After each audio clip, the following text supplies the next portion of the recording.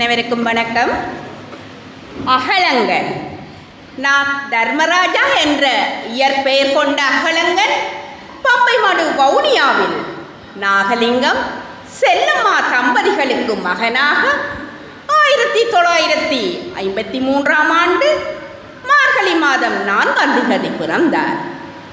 Pambaimadu American Tamil கலவன் பாடசாலையில் ஆரம்ப கல்வியையும், வவுனியா தமிழ் மகாவித்தியாலயம், கந்தரோடை ஸ்கந்தவரோயா கல்லூரி ஆகியவற்றில் இடைநிலை கல்வியையும் நிறைவு செய்து யாழ் பல்கலைக்கழகத்தில் கணித புள்ளி விவரத்துறையில் பட்டம் பெற்று ஆசிரியராகி தற்போது ஓய்வு பெற்றுள்ளார். தனது 17வது வயதில் வில்லுப்பாட்டு ஒன்றை எழுதி நண்பரோடு சேர்ந்து மேடை ஏற்றியதிலிருந்து இவரது படைப்பாக்கத் திறன் வெளிவர ஆரம்பிக்கின்றது.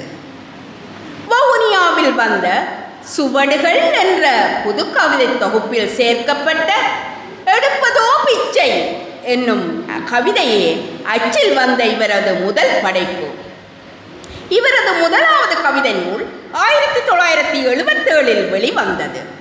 கவிதை, நாடகம், பாடல், கட்டுரை, சிறுவர் இலக்கியம் என்று தொடர்ந்து எழுதி வரும் இவர் இதுவரையில் 54 நூல்களை அறுவடை செய்து சாதனை படைத்துள்ளார்.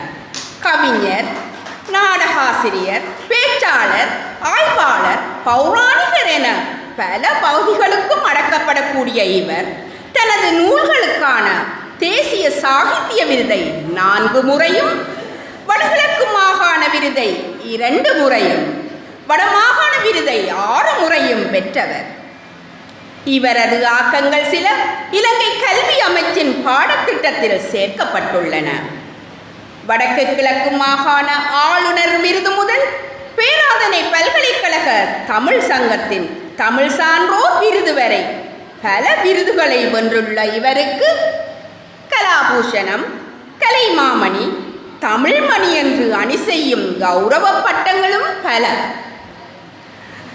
2026 ஆண்டுக்குரிய விழிசை சிவம் இலக்கிய விருதை இவருக்கு வழங்கி கௌரவிப்பதில் சோலைக்குயில் அவை காற்றுக்களம் பெருமை கொள்கின்றது.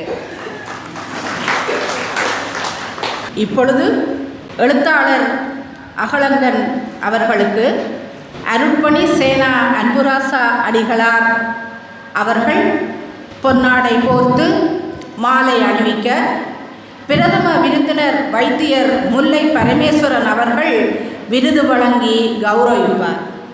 சோலை குயில்களுக்காக நளவெண்பா, அகலங்கன் பக்தி பாடல்கள், அகலங்கன் இசை நாடன பாடல்கள் என்பவற்றை அன்பளிப்பு செய்திருக்கிறார் என்பதை சோலை குயில்கள் சார்பில் மகிழ்ச்சியோடு நன்றி தெரிவித்து அவருடைய அன்பை பெற்றுக்கொண்டிருக்கின்றோம்.